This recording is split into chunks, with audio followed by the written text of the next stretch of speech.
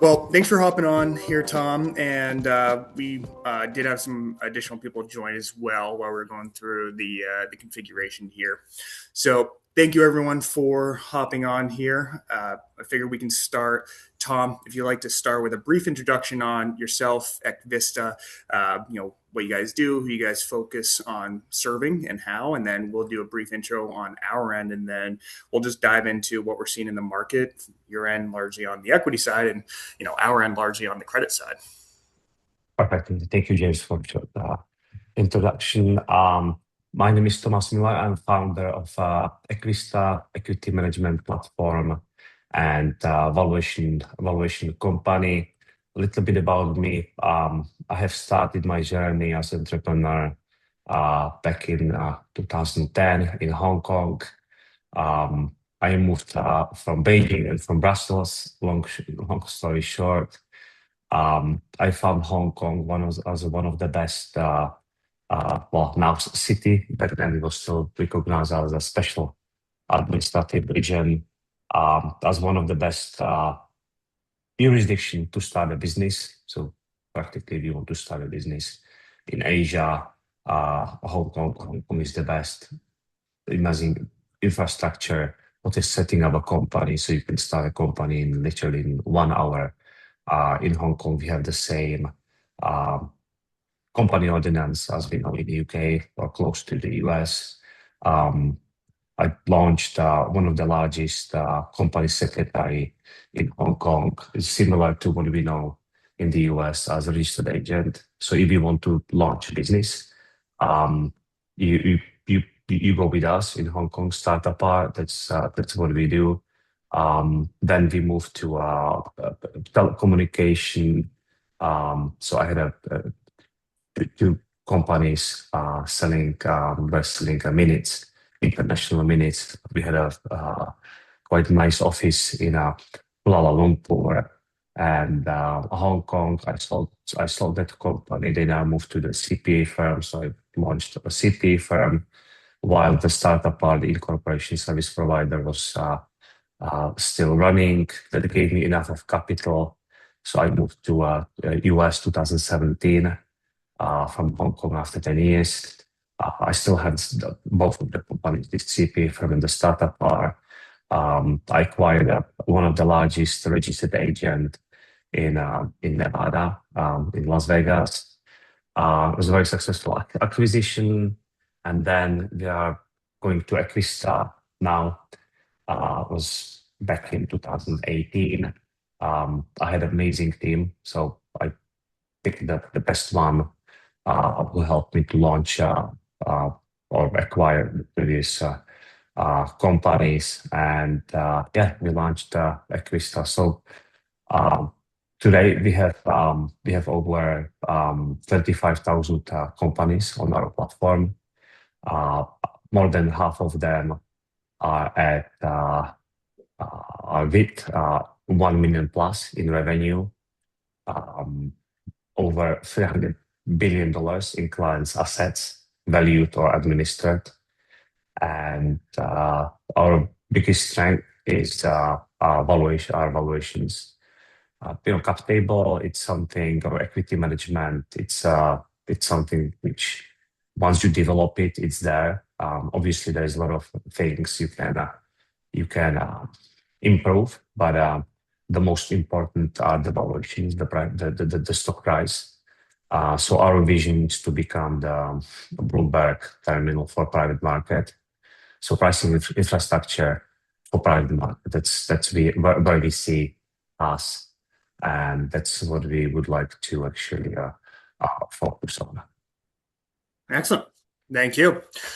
Brief intro on us. Fifth Line is a financial services firm specializing in CFO advisory, back office financial operations, and raising debt for growth stage companies. So similar to Eqvista and how they work with companies on the more on the equity side of things, our job is to get companies into a position and connected with, or in front of, the right capital providers for debt instead of equity. So companies, whether they are experiencing a liquidity crunch, they need a refinancing, or maybe they don't fit the traditional venture debt mode of having recently come off of a large equity round. We come in and make sure that they are ready to go, put in front of the right lenders, and we come in to help negotiate and optimize the deal terms. So yeah, I figured, Tom, what we can do here, we have about, 25, 30 minutes outlined for discussion on respective insights and anecdotes, what we're seeing in the market, you on the equity, and then me on the debt side of things. And then we'll open up for some Q&A toward the end of it. But interested really in what you guys are seeing in now versus a couple of years ago on the equity markets and how that might differ, whether by stage, industry, or anything else that comes to mind. James, so I can actually pull out a few slides. I believe that's the best. The best. So what we are looking at is Mm-hmm. our pitch. What do we pitch to our investors or even though to our clients, large clients, enterprise like clients. So as I said in our intro, we have valued over $300 billion in clients' assets. So we have a massive data set. So what do we see is obviously different climate than than what it was like in 2024, for instance. So Mm-hmm. what we are looking at right now is the uh, 2021 all the way to 2025 chart. I believe everybody remembers the 2021 hype, the quantitative easing policy during the COVID time. Uh, the, the inflation, I believe, was reflected in the chart. I think you can clearly see the hype. So what we are looking at is the multiples of private companies are usually high, right? Especially VC-backed companies, but 41.5 multiples in valuation. So I can give an example. You would be $1 million company, and your value would be really $41.5 million. Then obviously during the time when the interest rates went up, crazy inflation, we have seen a drop in 2022. VCs were not deploying money at all. Then we have seen a few bumps. 2023, that's probably where the button was.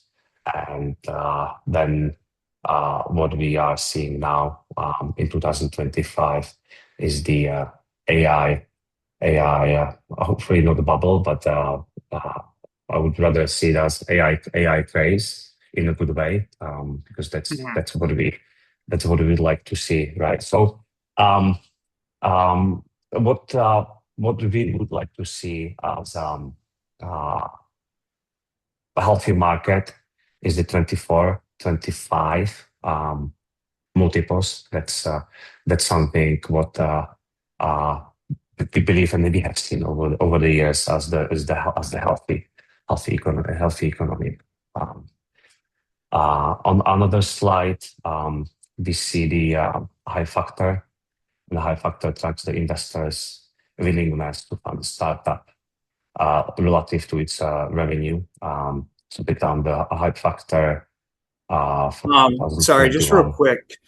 Maybe just for the audience, what do you guys define as a hype factor? Like what leads into that? Is it just they're in the news? Is it they're in the right category? What defines a hype factor for you guys? But the high factor tracks the willingness what the investors are would like to fund the startup. The So particular startup on your it's platform or the industry as yes, a whole? yes, Okay. yes, yes. So this is our, I would say, our methodology, how we see the uh, let's say hub factor of 2 times represents dollars in recent capital raised to $1 in revenue.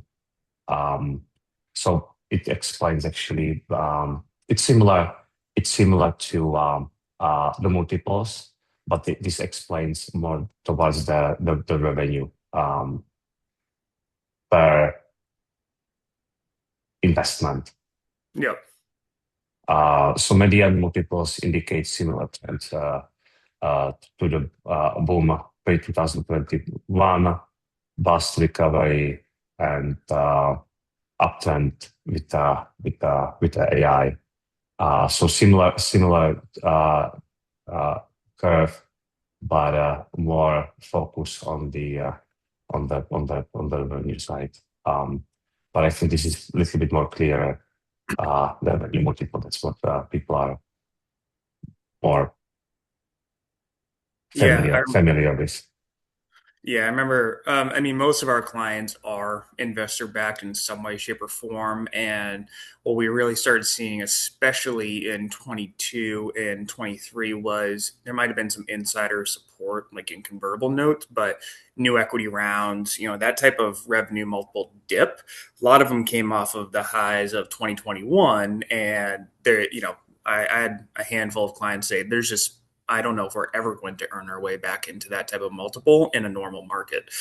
So that definitely makes sense how that continually declined. And then that little spike and dip in 24, was that AI driven or is the AI sector really late 24 forward? You know what happened there. Based on our understanding, how we felt the market is the combination of a SaaS and AI like SaaS. It makes In sense. AI light SaaS, you Like said? like SaaS, Yeah. yes. Because like you have all these software companies. They are just wraps around AI, right? Hmm. So the SaaS companies would see a dip in multiples, where everything with XYZ dot AI, the dot AI Yeah, would the uh, .ai domains would got very uh, popular. would probably make the difference between .com, the traditional .com, where we would see the dip in the traditional SaaS and AI um, component, Yeah. so AI component, and everybody transitioned from just a it was SaaS fundraise or fund pitch uh, to anything that AI. So that's the I, story. I am curious. So when you were working with companies, let's reference I think it was Q2, mid 23, that low point, and then jumping forward, you have, high points and higher points, excuse me, almost a year later in mid 24. Was how you were working with companies and how you were, the service you're providing, was it change, like was there any difference there into your interaction with companies, from a low point to valuations on the rise? Um, it really depends on the segment. So I can walk you through a bit through a type of companies. So uh, we have we can value different type of companies. So it really depends on the segment. Deep tech is definitely uh, zero revenue driven for 10 years. Yeah. So it's mostly the deep research and results rather Need than. to raise 400 million to maybe generate $1 billion in 20 years. Yes, yeah. So we had a client, um, and he's still building a space shuttle, uh,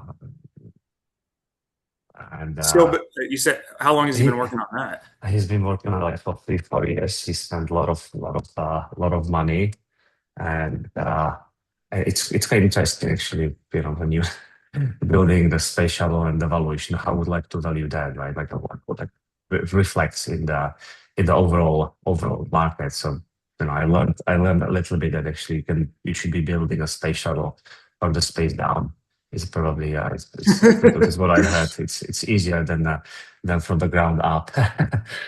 So but now seriously, it really depends what what segment, what are the craziest valuations. Anything AI, um, and deep research. You know, uh, that's what we see. That's what we see. That's what we see the most. So deep tech, uh, we have seen 120 multiples quite easily, even though now. So for you, Yeah, a James, lot of the IP. how would you like to lend money to that kind of company? You know, like 120 multiple. Um, you know, then So, yeah, with situations like that, deep tech is really in kind of a category of its own. It's obviously a different industry, but the way the underwriting works largely tends to be similar to like a life science or drug development company. It is what's the value of the IP that they're developing and how likely is it to be approved or what I hear a lot is in a downside scenario in the liquidation side, where would it go? Who would buy it? Most of our clients tend to be more, about two-thirds of our clientele are tech and tech enabled. And that's a broad umbrella of software through tech enabled services, hardware, and then a third about in the consumer goods and manufacturing verticals. So, where we tend to see is the underwriting is largely on enterprise value.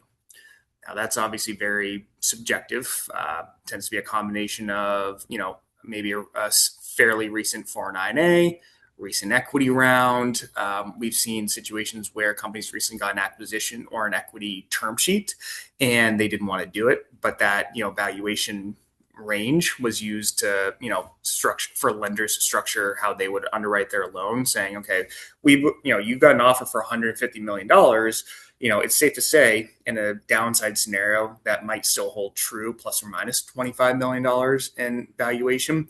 We, do support that for whatever reason, or we may have an issue with it, but we feel comfortable lending X, Y, and Z amount of debt to this company because we can see the path to revenue growth and sustainable cash flow within the next 1 to 2 years.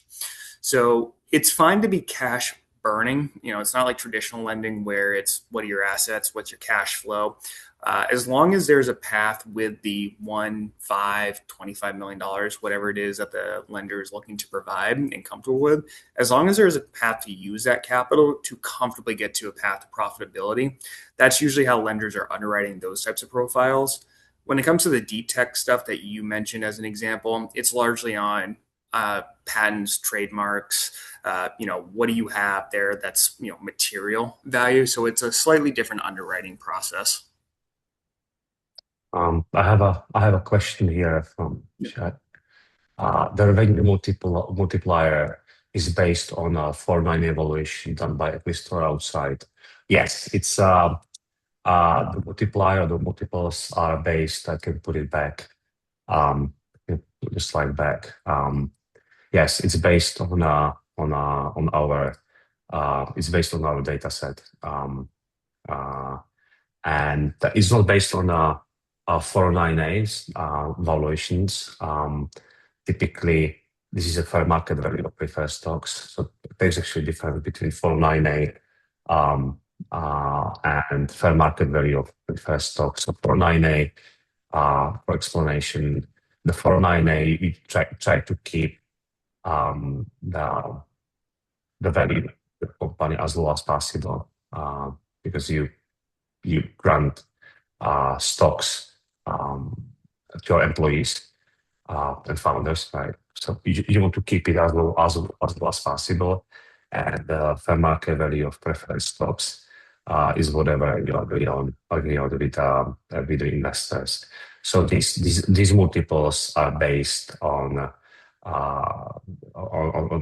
the asset, the fundraise of our clients. I would, Um, and yeah, it's important to note your 409A is not, like Tom was saying, it's not your valuation. The IRS, I believe it is the agency that requires yes. 409As to be issued for stock option pricing.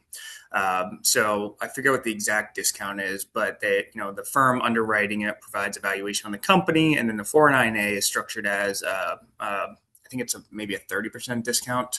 It Um, depends, James. It really depends on what type of company, industry. There's multiple factors. So we have a one of the methods is the discount for lack of stability. Um, there's just so many factors. But you're absolutely right. Like one of them is a discount. Sorry. Oh yeah, no, thank you. So yeah, it's not, there are companies that will get a 490 valuation saying that they're worth $10 million, and then they'll sell 6 months later for 75. So there is a difference between the two of them. Just something for the audience to keep in mind at all stages, big or small. It is a completely different than your actual exit valuation or what you would use as a valuation for a raise. hmm Exactly. Yeah. For that, we have actually launched. So any of you who might be interested in, James, I was actually thinking if I can also show a product which actually Yeah. covers what you just mentioned. So what we have built is the uh, a real time stock valuation, so you can see a stock price of any company in real time. Um, okay, let me switch.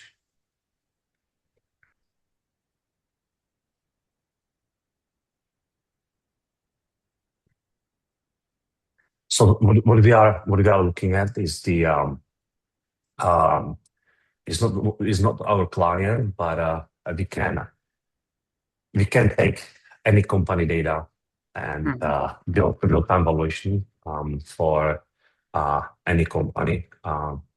The best case scenarios would be if we can get also the data from the client, so we can build uh, s- pricing, live pricing for any company. So this is good for CEOs, CFOs, founders would like to know the value of the company. Uh, as it would be publicly traded company. This is private mode, so nobody can really see that unless you push it to your shareholders or even go to public. We don't have that function available yet, so um, we have built it just for internal use. But it's really important to understand what the value is. This is like exit. James, you mentioned the exit like price, so this is exactly what it is. Or acquisition like What One thing I was curious about as you were going through the multiple trends. So you mentioned that that was the ask, if I heard you correctly. Mhm. How much of a delta do you have the data on what if there was a delta between the ask and what it ended up being? We do, but I would have to get it. I would have to get it out. Happy to Okay. share. Happy to share that. And the only Yeah, I reason think. I ask that is because a lot of our clients, whether it's the management or the board, they typically start out going through an exit or an equity raise process of targeting, pick a number, $200 million valuation. They test the market, they get offers, conversations are going fine, and then the term sheet for an equity round comes in, and we've seen as low as, a 75% discount to what they thought it was going to be. And generally, not always a bad company. Sometimes it's just tougher market, tougher conversations, whatever it might be. Yeah, that might be interesting to see what the delta is between the ask and the actual offers and transactions. Because I can pull out other companies. Actually, I know this is quite interesting. So, Mr. Beast, what did he acquire? You remember the name of the company? It was a neo bank. He bought it like like the discount was massive, 90%. Hmm. Was it Step? I'm not sure. Um, so Mr. Beast, one of the largest, I would say influencer. Yeah, I think it was Step. Influencer. He acquired a neo bank. They raised crazy amount of money. I think. Um, Yeah, quite a lot. I want to be mistaken, but Yeah. you can see the dips here. So it really reflects. It really reflects the what you were covering. So this is again hype. So the real time valuation really reflects the real game in the fundraising. Um, so James, this is exactly what you were discussing. The ask price. Yep, It's exactly. actually it's pretty much accurate. Um, because if you raise let's say $80 million, right, and your revenue is two, um, you can't really expect 50, 100 multiples or 200 multiples on a company which doesn't practically function, right? Oh, There's a old saying that do you know how to make $1 million? yep. You buy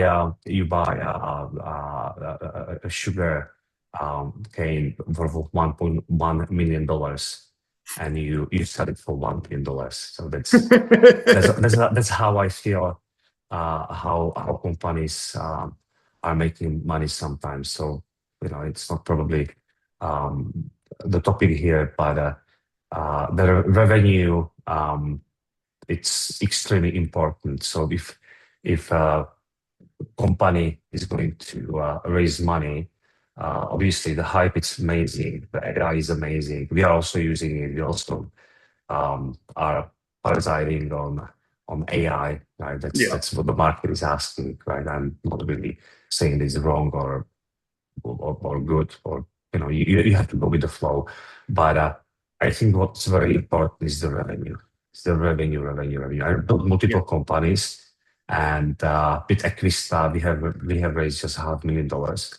We always failed to fundraise. Right, I was Yeah. rather always was tired of explaining how we will be successful.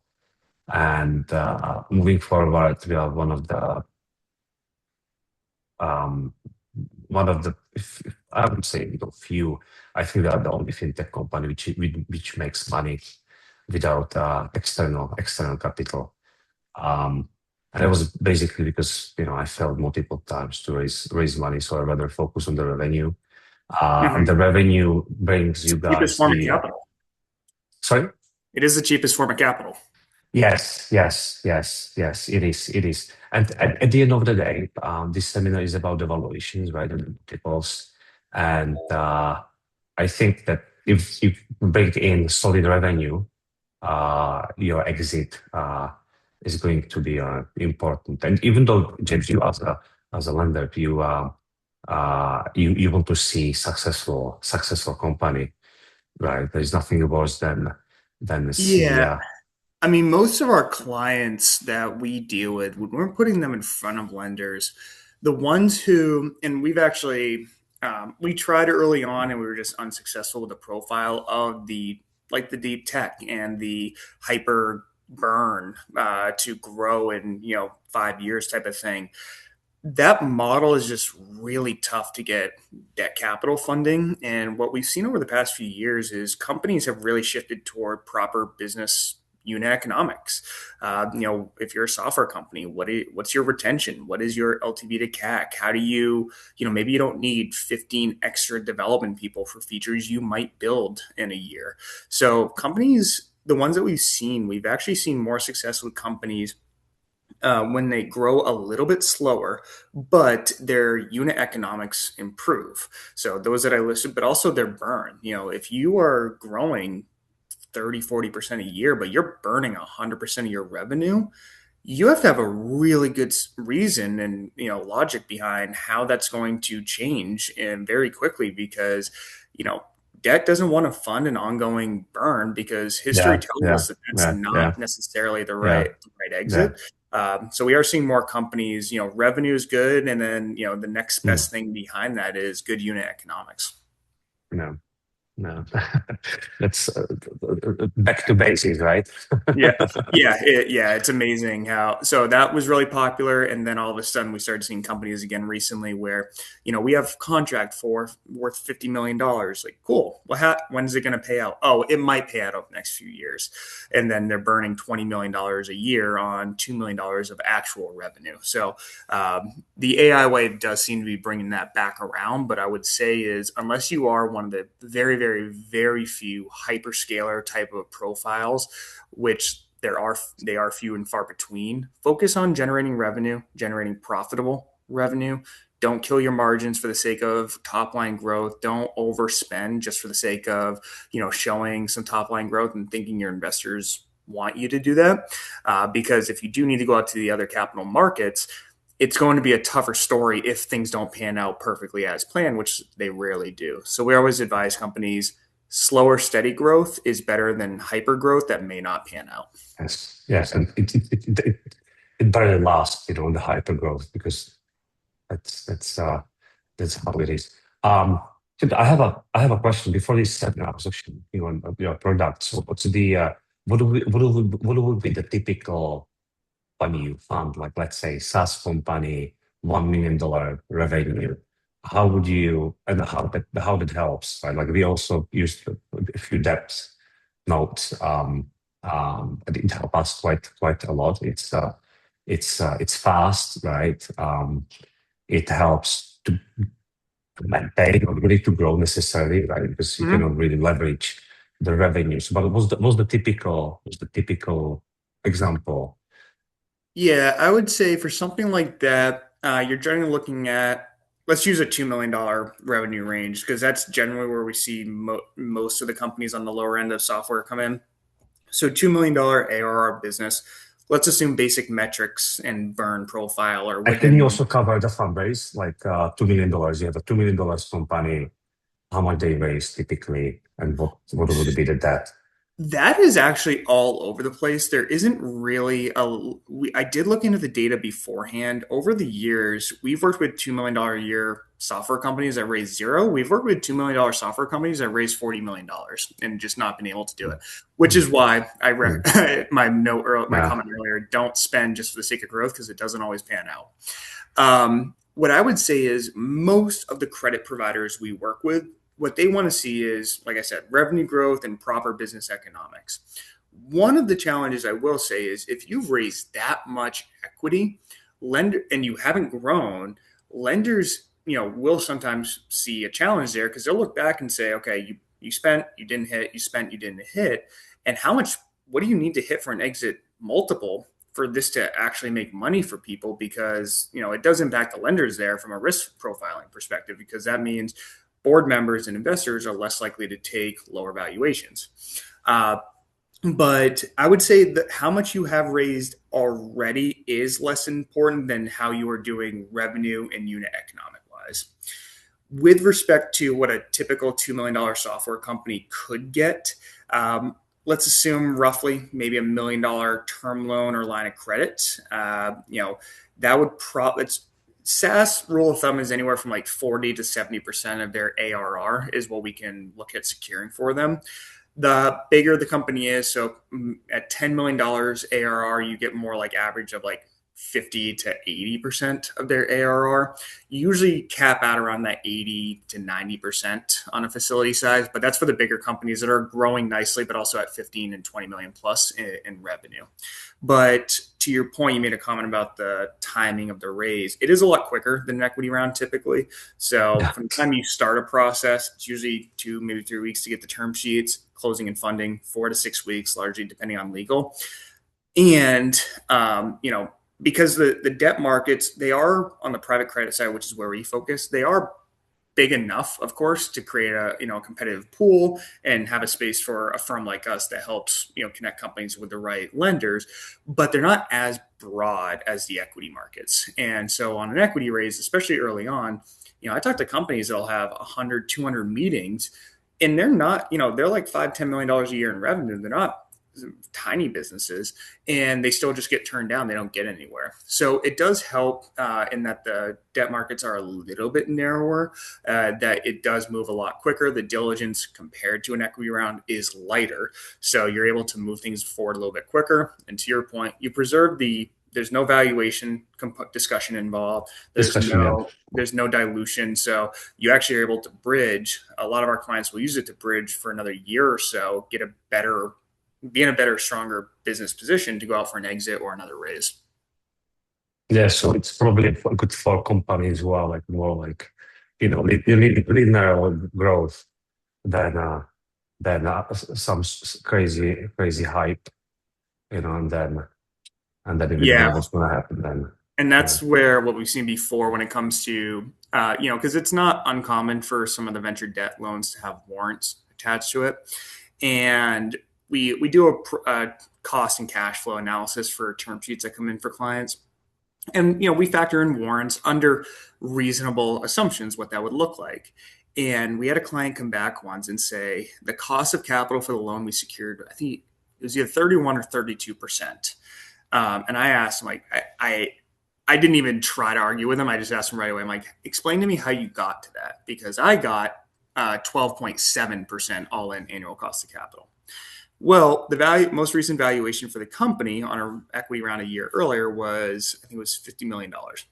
He plugged in something like a $2.5 billion exit. And I'm like, well, yeah, if you plug in fake numbers, it's going to really impact your cost of capital on the warrant side there. But being realistic, where you're likely going to exit in a few years, and we finally had a meeting of the minds. But that's where it's called valuation, yeah. it's called financial engineering. Oh Like yeah. I'm like, you can I can engineer, plug you in can numbers too. you can engineer what do you want. I believe you have two questions in Yeah, the. let's go to the questions. Yes, I covered the first one. If you can, um, Let's see. I actually, for some reason, I can't see the questions on my side. I can actually give you the questions to the chat. Yeah. Okay, so this is the Yeah. first one, Yep. and then you have a second one, and it's from Nishant Voduru. Nishant Okay. Voduru. So, first question, 50 plus trademark provisional filings. How does it play out in terms of how a lender looks at your company? Uh, Big thing is, what kind of company is it and where is it? Because, and I'm assuming, are these two different questions? It might be a follow up question. Yes, the I'll same. answer It's that. follow up. It's follow up questions Okay, from the that makes sense. same. Yes, it is a strong caveat as far as being pre-revenue, and the reason for that is anyone who hands in a IP valuation report to a lender is wasting the clicks of a mouse and sharing with them. The reason for that is valuation firms will charge you 10, 20, 30, 40, $50,000, whatever it is, to tell you that your IP is worth about 500 million to $1 billion. What every company misses in the fine print in that is upon full commercialization, we feel it could be worth up to X amount. That means that a company at scale with all the resources, all the commercialization, all the revenue behind it, the IP could be likely worth up to that range. That doesn't mean it's worth that right now. So, what we have done in the past is a company that is generating revenue. So, we worked with a medical device company, for example, that had a bunch of patents and trademarks on their medical devices. They were generating 25 million, I think it was, in revenue, and they were ramping up to 35 million the following year. And they were burning a ton. They needed a fair amount of money. Now, a normal lender was having a hard time getting comfortable lending the amount needed for them to sustain their burn. But we got a group in where they were able to underwrite the IP in conjunction with the commercial side of the business, where they were able to get a $45 million offer, which allowed the company to defer their Series C. So pre revenue, I don't want to say that there are no options because there are always options out there, but pre revenue with no real path to commercialization is very difficult compared to if you have some revenue behind the products that are generating, or excuse me, that you have patented. There Again, was a question. Oh, go ahead. yeah, I'm just wondering, how difficult it could be to to come up with a forecast, um, for any IPO product.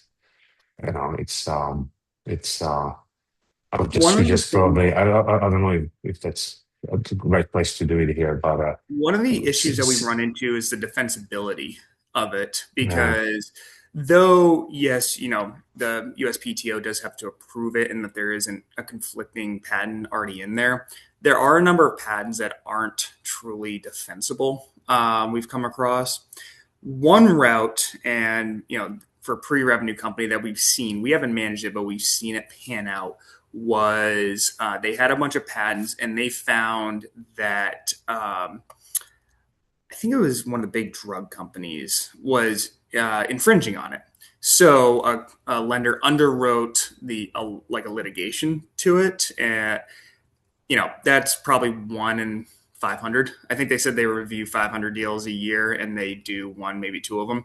So Hmm. it's Hmm. not a model to rely on. Certainly, generally what we find is if you have a bunch of IP, the more physical, tangible hardware that it makes up, the better.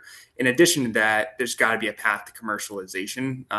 Now, it could be you're planning to go out for an exit because you feel X, Y, and Z market will pay this pricing for it. And you have not just a firm that provides you a piece of paper that said that, but you actually have industry experts and a true path to showing that.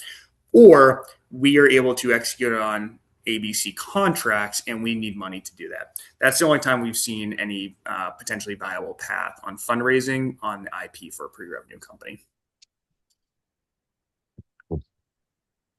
But It's out of my scope, so I have nothing to add. uh, we are about at time here. There, I don't think that I think those were the main questions that came in because we did have a handful that came in around the IP stuff, which all kind of boiled down to the same yeah, thing. yeah. Um, so everyone will get a recording of this webinar, and then you'll have access to our respective contact information as well as that comes out. Hmm. So if there Hmm. are any questions or comments for either one of us, please don't hesitate to reach out. You can find us both on LinkedIn.